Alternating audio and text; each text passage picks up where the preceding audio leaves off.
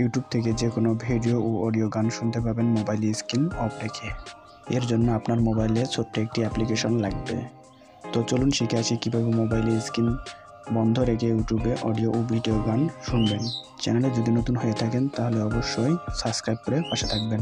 Google play স্টোরে চলে আসবেন, সার্চ বক্সে লিখতে হবে ব্ল্যাক স্ক্রিন, এখান থেকে ইনস্টল করে নেবেন।